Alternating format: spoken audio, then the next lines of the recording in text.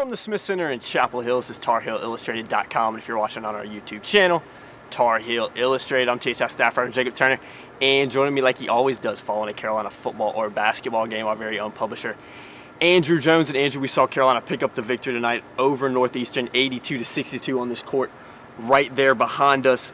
First thing I kind of want to talk about, I thought Carolina's bench points and kind of the productivity they got off the bench in the first half was huge. In particular, what was it, 25 of the first 38 points of Carolina's came from their bench players.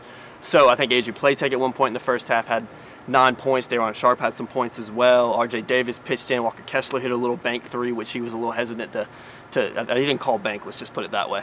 But overall, he got some crap for it too. He did. He gave himself some crap for it as well, during his post game. Teammates helped him out. Yeah, and not to mention him, Kerwin and Caleb just came off the court about 5 minutes ago. They were out there shooting. Yeah, just putting shots up. I think Kessler was out here the longest, but that's a whole other story for another vid. Check our videos. Yeah, check our video on YouTube. Our Twitter feed and on YouTube. Yeah, we just posted a video of him shooting on YouTube and on Twitter, like you mentioned. But those bench points kind of really gave Carolina a little lift, especially towards the end of the first half, and kind of helped them pull away a little bit, and they never really looked back after halftime. Baycott scored on their first 2 possessions. Then they went 8 possessions and didn't score. Yeah, we were and had 5 turnovers. It's like, I thought we'd see energy. Yeah. And I'm not saying that they didn't have energy. It didn't look like it. When turnovers never look like energy. Yeah. Especially when you lose the ball. Kerwin Walton had one where it's kind of a slightly errant pass, but he catches it. He's stepping out of bounds. Right behind us, right there. A lot of it happened right behind us because that's where they shot in the first half. Mm-hmm. Garrison losing the ball in the lane, so they were kind of sloppy, and it just kind of looked like, well, we've kind of seen this script quite a few times this year. They go through stretches like this. Bench comes in. It was actually 8-4 at one point, and then Carolina had an 18-5 run and went 22-13 lead, and they were never really pushed the rest of the way. They were stressed a little bit, but not pushed. Well, stressed and pushed might be the same thing, but I think it was when Tyson Walker, a phenomenal player for Northeastern, we highlighted him in the video we did and in the 5 takeaways. I keep pushing the 5 takeaways. Read them. Read them. You'll see that stuff. He had a bucket to cut it to 25-21, but I didn't sense that they were getting back in the game. No. And that was when the bench just kind of took over.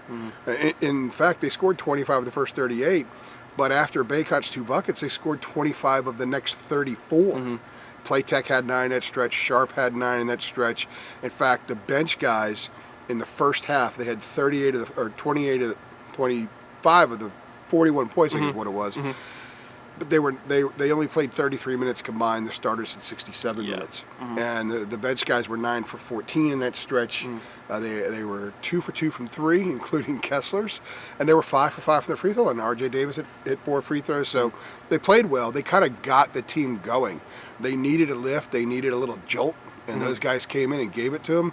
It was really nice to see Andrew Platek kind of play the way he played the first half of the season, and he really helped them. Everything he did was part of the offense, and nothing was. Sometimes guys come off the bench and they kind of have a game where they produce more than usual, and they do something different. He just did what he does. Yeah. He just got the shots, took the shots, and the shots went in. Hit him, In fact, that pull-up jumper he had was a really nice move because he's been settling for threes a little bit lately, not putting the ball on the floor as much.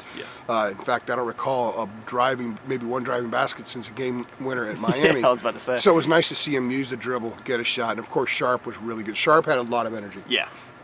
If anybody in the first half that appeared to me from my spot right up there, Daron Sharp brought the most energy to the floor, and I think he gave the team a lift. Yeah, I would definitely agree. You mentioned Tyson Walker for Northeastern. He was phenomenal, especially in that first half.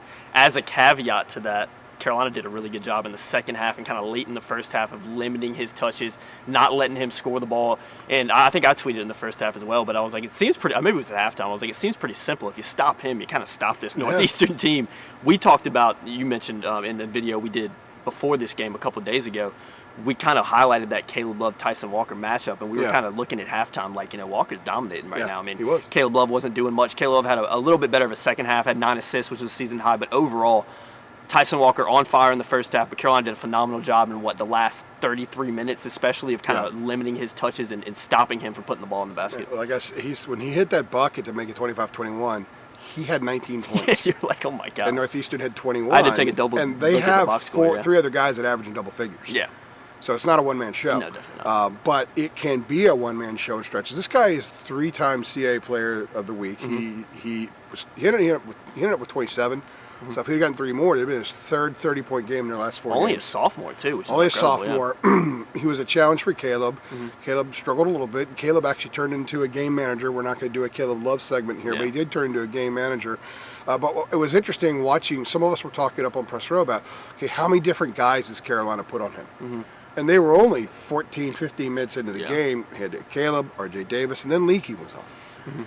And, this kid's only 6 feet tall, so Leakey chasing him around, and, Leakey's hair probably makes him like 6'10". Everybody exactly. just about these days, they had 3 inches because of hair. And it was interesting watching Leakey just chase him a little bit. But you know what, though? They did eventually stop him. And he, after that bucket to make it 25-21, he had 1 more field goal. His next basket cut it to 71-51. With about 6:15 left in the game. Over at that he had point. some free throws in there. So Carolina took him out. They made him a passer.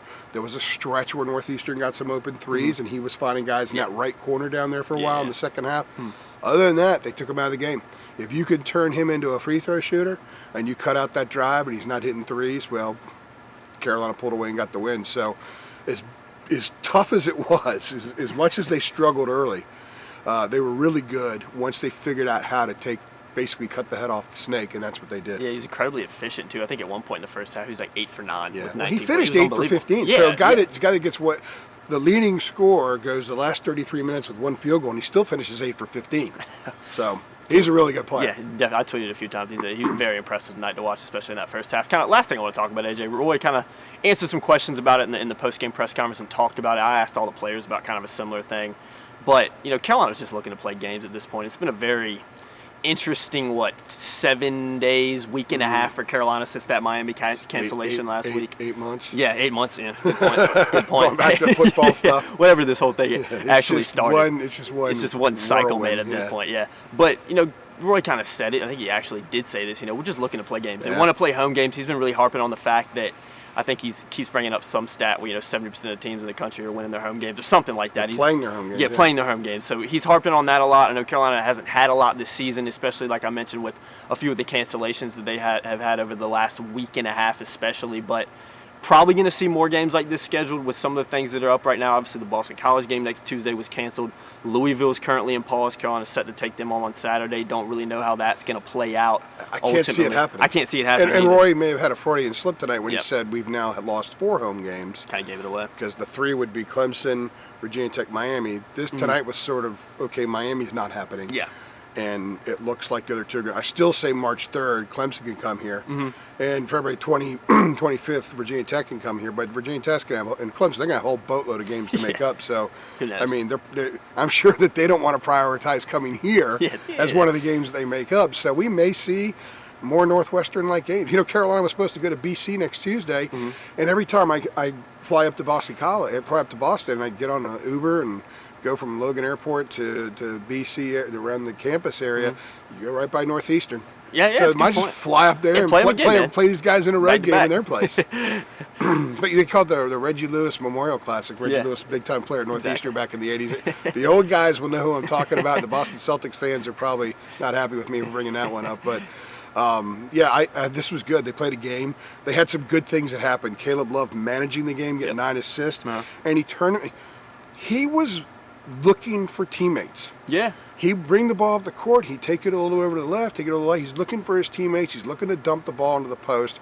I mean, there was a concerted effort to really be a manager out there tonight, and he spoke about it afterward. Walker Kessler played 12 minutes at Virginia, led the team with 9 points, played 12 minutes tonight, had 10, had 7 rebounds. Yeah, he was good. A few of them he got because he was rebounding his own miss. I think he had 4 straight rebounds and 4 straight missed shots. Started with his second 3 attempt of the night. It was unbelievable. So he followed that 7-1 guy followed his own he knew that was 3 a break, and still gets a few shots. But you know what, though? He's got a motor. Yeah. I thought actually the most impressive thing to me was they're up 22. There's about 7 minutes left, and there's a loose ball, and there's 3 Northeastern guys that could have picked it up, and all of a sudden here comes Kessler diving in there, and he calls the tie-up. The arrow went to Northeastern, but that's a moment I bet you gets highlighted in the film room. Yeah. So they got a lot out of it. They got a win. They felt good about things. I think they improved because every time you play, you should improve, especially when you do good things to win a game, things that are a little bit out of the norm. Look, Roy said when you asked him about the bench, we've got to have those guys. They have to be there for us. So they did. They hit 38 off the bench against NC State, helped them win that game. So they know that that's there. Now they're adding that fourth big. So if there is foul trouble, if Garrison's struggling, if Armando's struggling, they're getting that fourth big out there who has taken a while to sort of. I didn't realize as much as he missed in November because of COVID. He was stuck in a hotel for 2 weeks, couldn't even watch practice. So a lot of things for him to catch up on. I think he looks like he's close to being caught up to where he may have been had none of that stuff happened. So a lot of positive things came out of this. And if they have more games like this, when I put out the 5 keys, people were making wisecracks. Oh, they should blow that team out by 40. They didn't know much about Northeastern. Yeah, they're not going to play Prairie View. No. They're not going to play, and I'm not dumping on Prairie View. They're not going to play teams like that. Royce said, no, we're not going to play number 340 in the nation. They play a team that was 144, that had a higher NET than a couple of ACC teams, that had a really good player that we talked about. They had other athletes. They had 6-7 guys in the wing with long arms that could defend. Yeah, solid team. I mean, this team held Georgia, Syracuse, and West Virginia below their scoring averages for the season.